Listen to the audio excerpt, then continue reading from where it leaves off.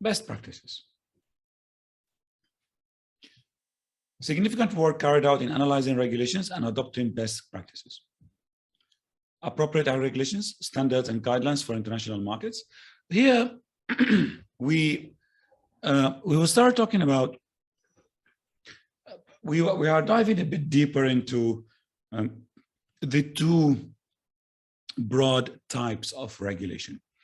Regulators can follow one of two methods of regulation in their market.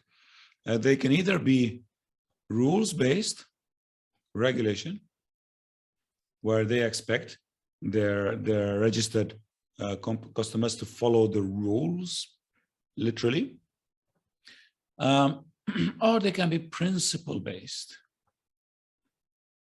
regulation. And the difference between these two is very important, and you will definitely be questioned on it if you take the exam. But more importantly, whether you follow rules-based or a principle-based approach as a regulator, there's something that's more important. Your laws should get more in line with international standards.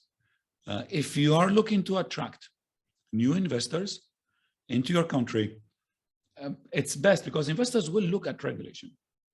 If you're looking for capital inflow into your country, you need to make sure that your regulation, your market is more in line with international standards. This will squeeze out differences in laws and regulations. So the more in line you are with international standards, the easier it is for people to move between countries. It improves the credibility and the effectiveness of your laws. Regulatory consistency. National regulators cooperating creates broadly consistent regulations. This is where discussions, meetings, seminars, being members of the same international organization,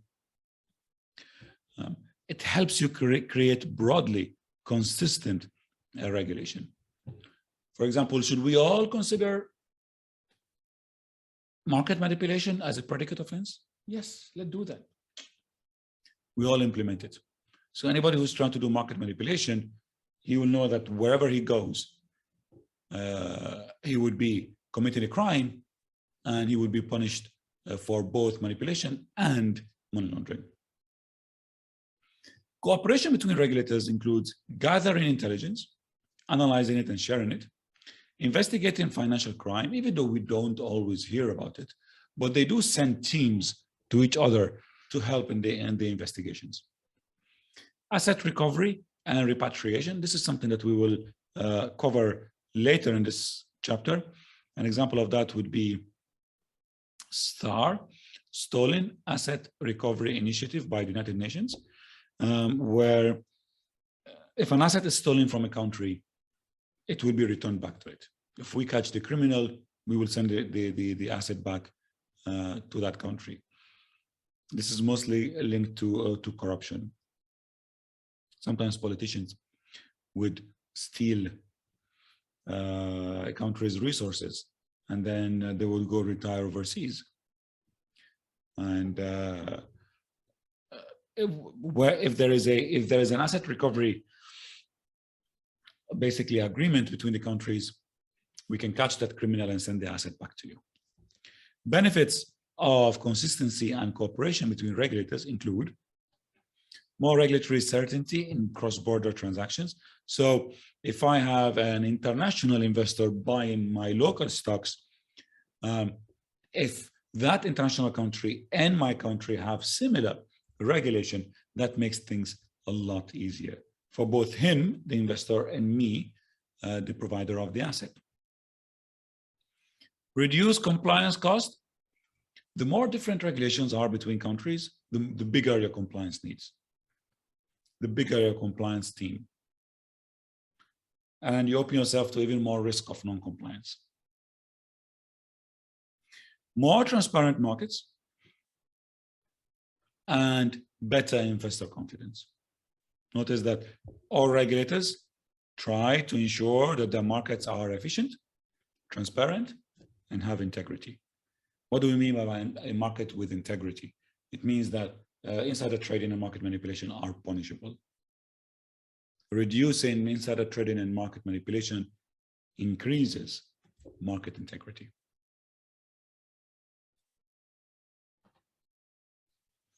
So this is where we talk a bit about principle-based and rules-based regulation. I'm going to dive a bit deeper into this because I strongly believe that you are going to be questioned on these. So let's look at the rules-based regulation and then the principle-based regulation. Let's start by giving, for example, for us in the Middle East, ESCA, for example, and other Middle Eastern and Asian in India and in China, they follow the rules-based approach. So America, Asia, and the Middle East, they follow the rules-based approach. As for the principle-based approach, usually followed by the UK and the Scandinavian countries. UK and Scandinavia follow the principle-based approach. What's the difference between them? First, let's give a quick example on how this works. Let's say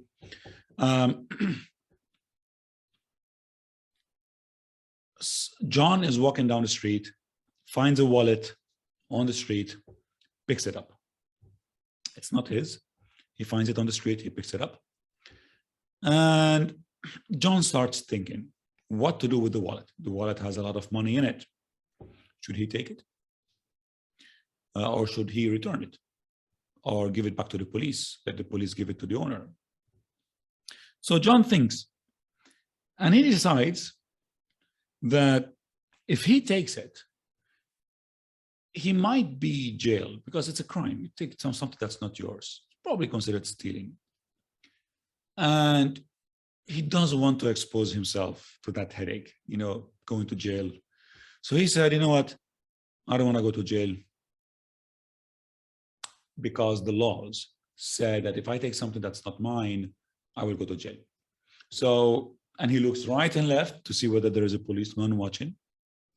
And he says, you know what? Let me just take it to the police.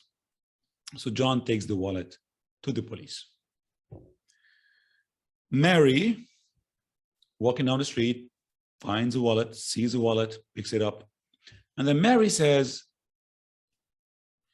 this wallet must belong to somebody. He must be looking for it. It's got money in it. It's got his cards, his credit cards, his ID card. I don't want to live in a society where if I lose my wallet, somebody else will take it. So my morals and my ethics tell me that it's best to take the wallet to the police.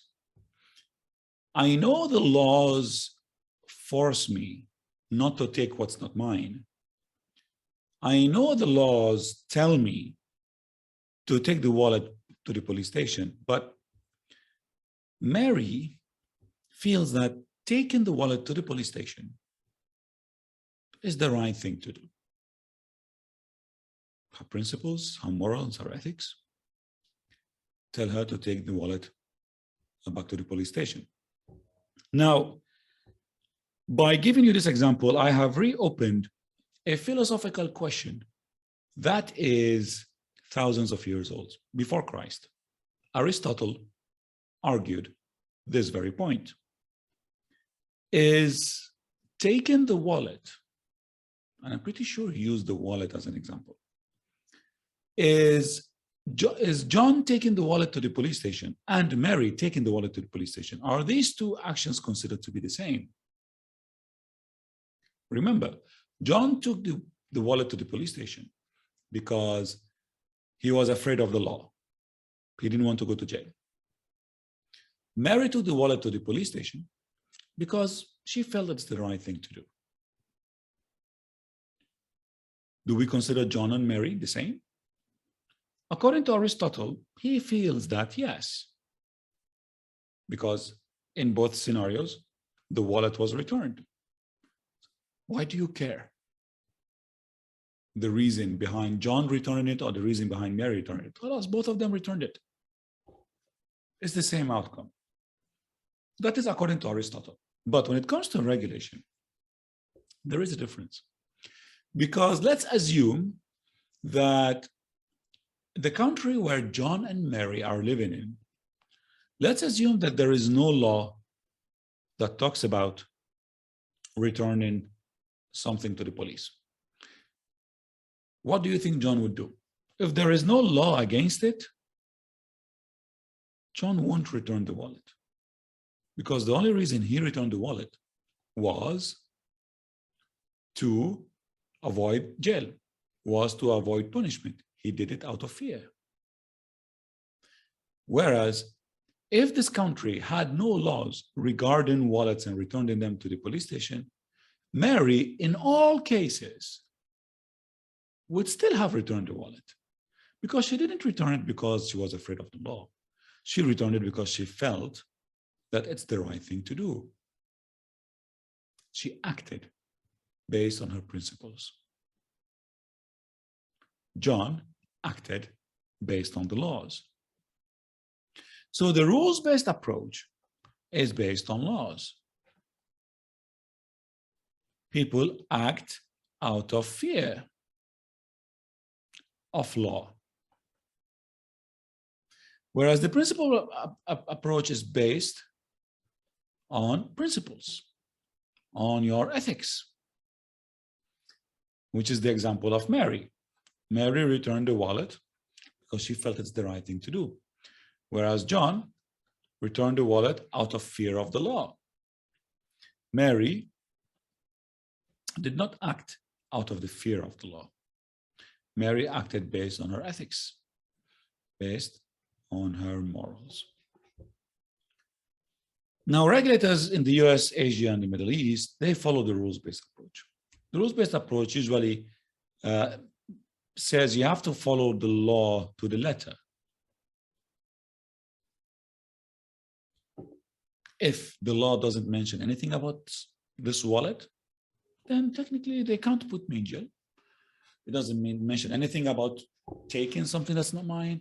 It doesn't mention anything about, returning it to the police. So I can just take the wallet and then nobody can stop me. Well, technically, yes, if there is no law against it, you can do it. You are following the letter of the law, what the law is saying. This law didn't mention anything about this, then you're free to go. You can take the wallet. Whereas under the principle-based approach, you're expected to follow the letter and the spirit of the law. So even if the spirit of the law, even if the letters of the law doesn't specifically talk about a certain scenario, you are still expected to exercise your judgment. You are still expected to act based on your ethics and morals. So just because the law didn't say anything about wallets and bringing it back to the police, we still expect you to do the right thing according to your ethics and morals and bring back the wallet. That's the difference between the rules-based and the principle-based approach. Both have flaws. You still have criminals in all countries around the world. But in the UK, they feel that the principle-based approach, because the principle-based approach, they can just, you are punished on the way you interpret the law.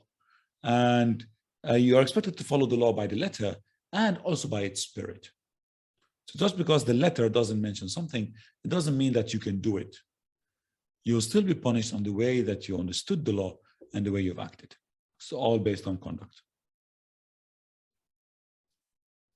The rules-based approach is rigid. That means there's just a bunch of laws you have to follow. The problem with the rules-based approach is that these laws, they might become obsolete. Rules-based approach is unfair to small companies. Why? Because big companies have massive legal teams who would sit down, look at the rules, and then find a loophole, take advantage of it. Whereas small companies like us, we don't have massive legal teams. So we just have to, follow the law. Whereas bigger companies are abusing the law. Why? Because they are able to find a loophole, because they have massive teams of legal professionals. So it's unfair to us as small companies. They are escaping the law, but we're not. Why? Because they have lawyers that go through the laws and find loopholes. It's unfair. So the rules-based approach is rigid. And the principle-based approach is more flexible.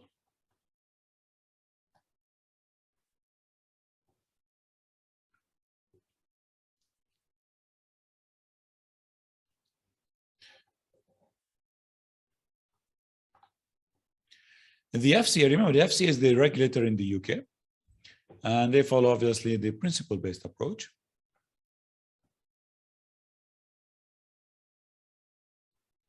Right? They have a guide for firms, and it provides practical assistance and information for firms of all types and sizes. You see the word practical assistance.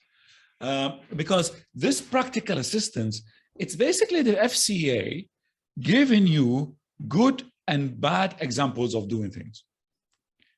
You see how practical it is? It doesn't just say, do not take what is not yours, give back what is not yours.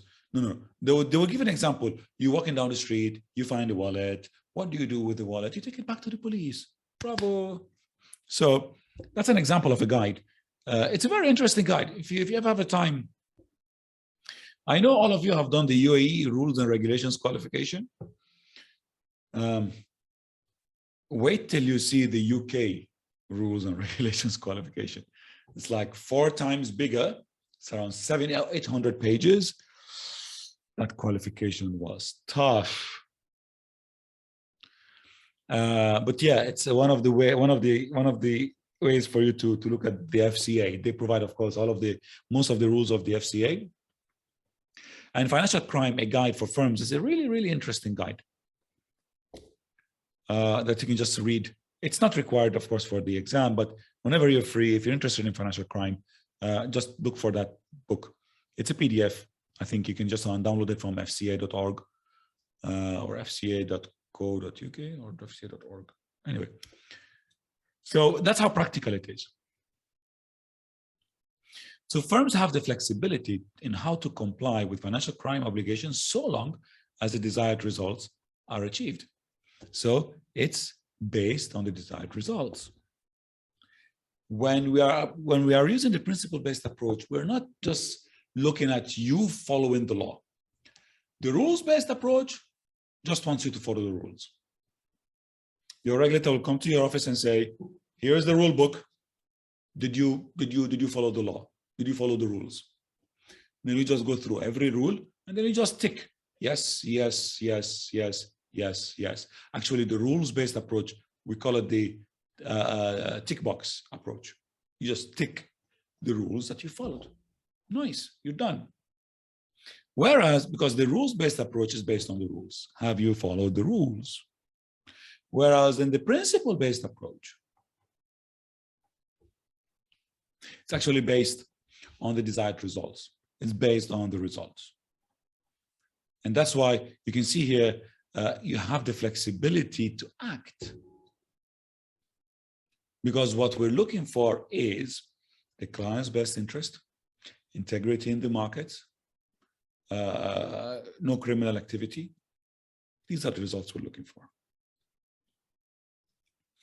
So these are themes we will return to throughout the course. The themes of good corporate governance, a good corporate structure, risk assessment. We're going to look at risk assessment, and of course, and especially on risk-based assessment also, which is the recommended method by FATF. When you're looking at your risks, we're going to cover risk more details tomorrow. Your policies and your procedures, examples of these, even to your HR and to the quality of the oversight. Looking at the oversight committee, which is part of the board of directors.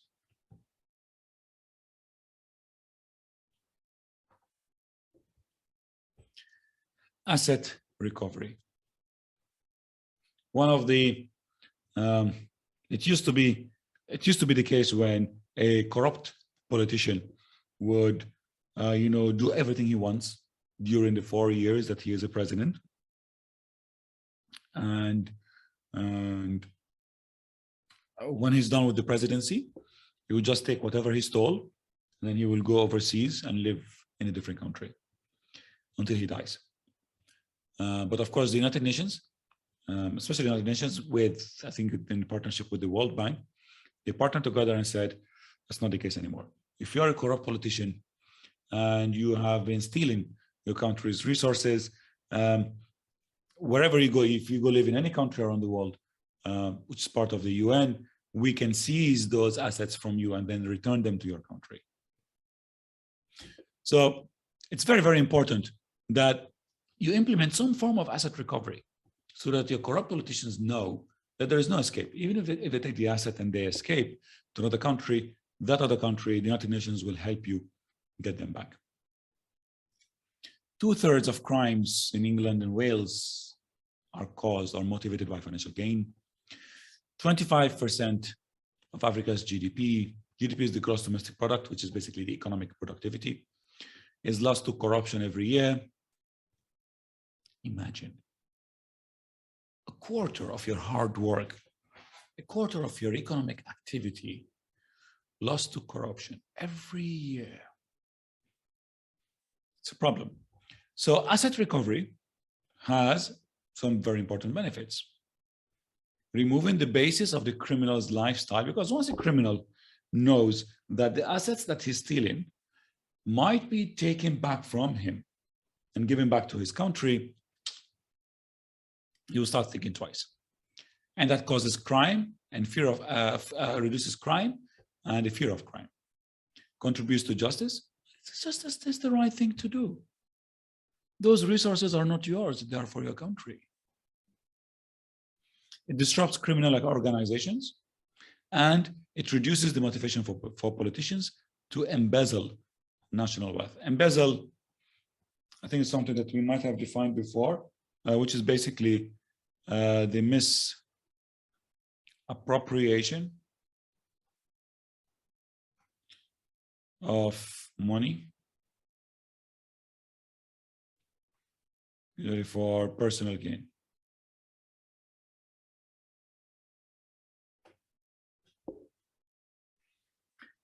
In Arabic, embezzlement is, I think it's ikhtilas.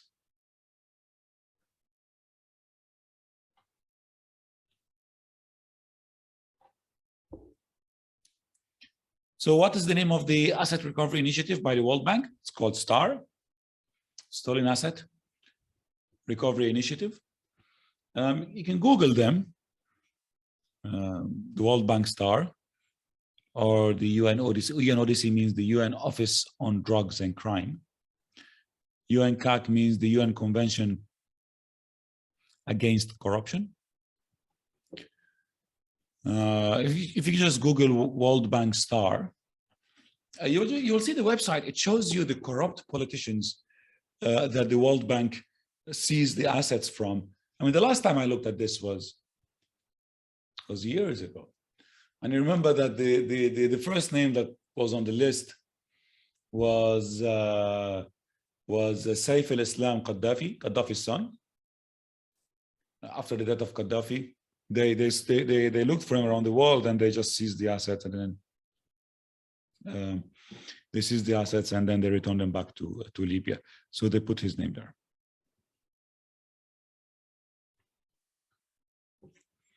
So it's a popular question in the exam about what STAR is, who are the different parties to STAR, UNCAC and UNODC in partnership with the World Bank. The UN Office on Drugs and Crime works a lot with the World Bank.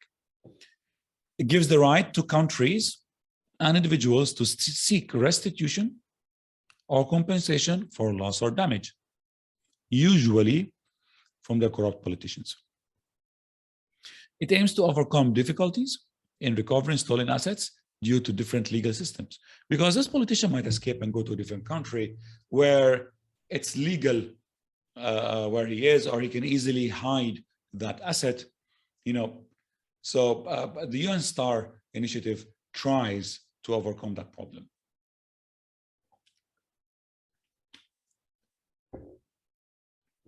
And in safe havens for corrupt money, like certain countries, especially countries that that usually allow bearer shares. For most countries, shares in a company, when you own a company, company is in your name is on the shares. So they are registered in your name. But there are some certain countries where that allow bearer shares or anonymous shares, where you can start a company and nobody's name is on the license, just anonymous. That's a safe haven for corrupt funds. The World Bank also provides policy advice to third world countries and training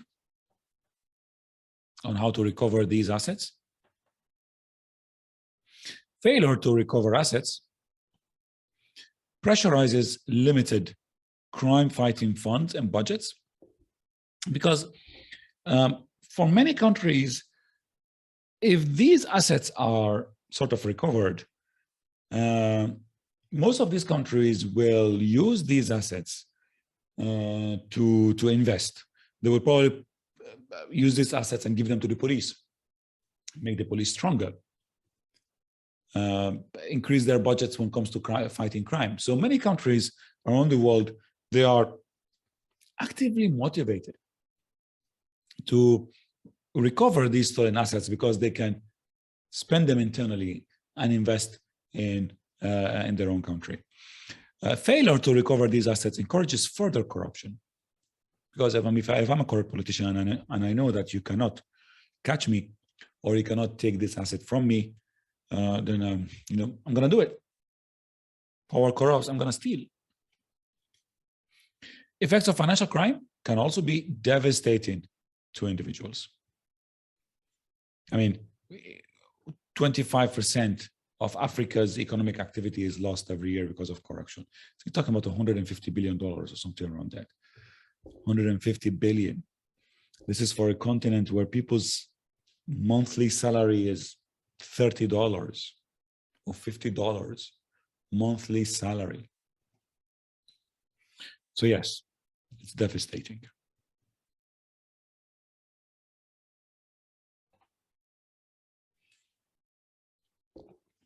So how do we recover these assets?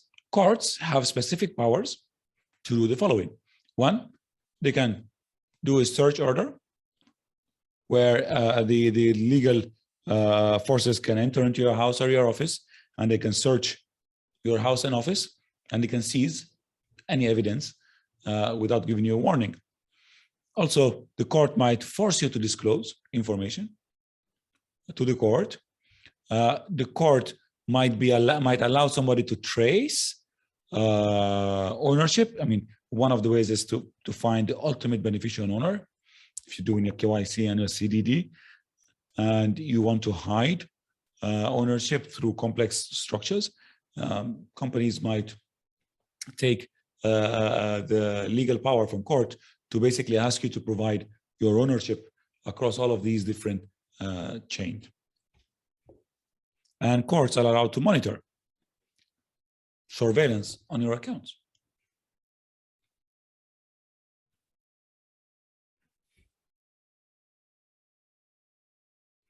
Because sometimes people worry here, oh, you're invading my privacy. So there is a privacy issue here. That's why for many regulators around the world, and the police and legal enforcement agencies, they find it difficult to do the surveillance themselves, or they find it difficult to trace assets, because this involves disclosing private information that the owner doesn't want to disclose. So they will go back to court, and the court will give them the power, or the court will allow them to do this, to do the monitoring, to do the tracing. I mean, if you watch American movies, you'll notice that whenever the FBI wants to walk into a house and to search it, they show a warrant, right? Search order. In America, they call it a warrant because they need the legal approval, the legal power from court to do that.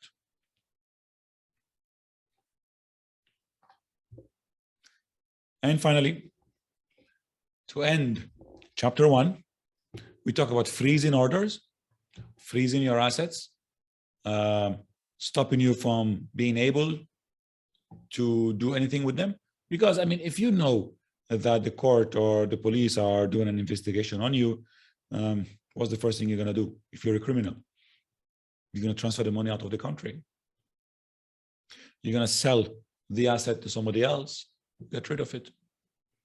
So courts have the power to freeze your assets if you're under investigation. That power is called the Mariva injunction.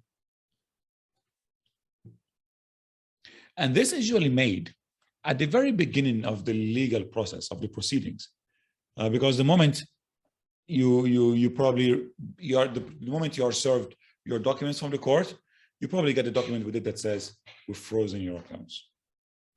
You're unable to act on these assets. It prevents abuse of the process.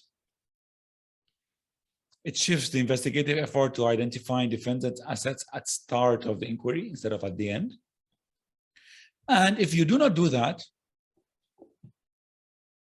if you do not follow the orders of the court, then you are held in contempt of a court, which is punishable by a fine or by imprisonment or by criminal confiscation. So if you act on these assets, even though the court has frozen them, because I mean, when the court freezes assets, they freeze them by forcing you not to act on them.